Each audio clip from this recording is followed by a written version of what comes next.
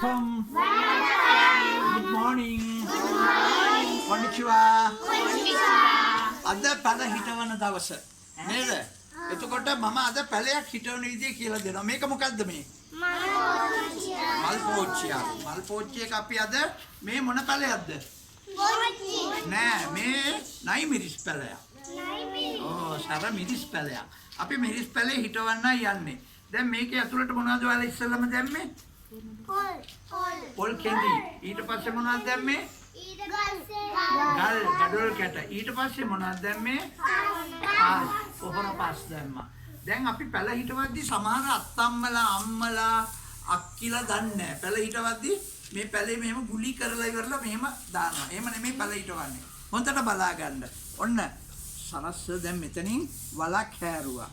වලක් හරලා මේ පැල දිකේ මේ මොනවද? මුල් ටික මෙහෙම තියලා දැන් පස් දානවද? නෑ. මෙහෙමයි. මේකට වතුර පොඩ්ඩක් දාන්න ඕනේ. ඇයි වතුර පොඩ්ඩක් දාන්නේ? මේ බලන්න. එතකොට මේ මුල් ටික දිගෑරෙනවා. අන්න මුල් ටික දිගෑරුණා දැන්.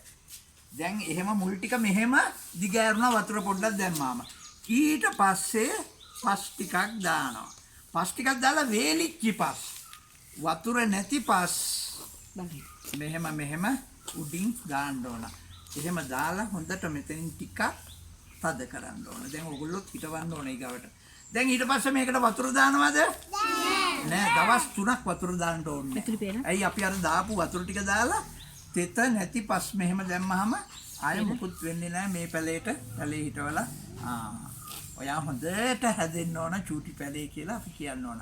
දැන් හැම චූටි බබෙක්ම පැල හිටවන්න ඕන. ටීචර්ලා 3 දෙනා යාළුවන්ව බෙදාගෙන මම පැල ටිකක් දෙන්න ලස්සන්ට හිටවන්න ඕන නේ. සරස්ස පැලේට මොනවද ලොකු වෙන්න ඕන? දැන් අපි ලොකු වෙන්න මොනවද ඕන අපිට ලොකු වෙන්න? බත් කන්න ඕන තව. වතුර බොන්න ඕන. තව කිරි බොන්න ඕන. ඒ වගේ තමයි ඒ වගේ තමයි මේ පැලේට. පැලේට පෝර දාන්න ඕන. වතුර දාන්න ඕන. අවුවෙන්න වතුර යනවා. දැන් ඒ වතුර යටින් යන්න ඔයාලා යටම දාලා තියෙනවා මොනවද? පොහුවත් නේද? පොල් එල්ල මේවා දැම්මා. ඊට පස්සේ ගඩොල් කැට. ඊට පස්සේ එහෙම දැම්මා. දැන් හරි. මේ පැලේ අපි දැන් අවුවේ තියන්නේ හෙවණෙන් තියනවා. හැමදාම උදේට අවිල්ලා ඔයගොල්ලන්ගේ පැලේට වතුර කෝප්පේ දාන්න. හරි? හයියෙන් අප්පුඩියක් ගහන්න. චූටි කාලේ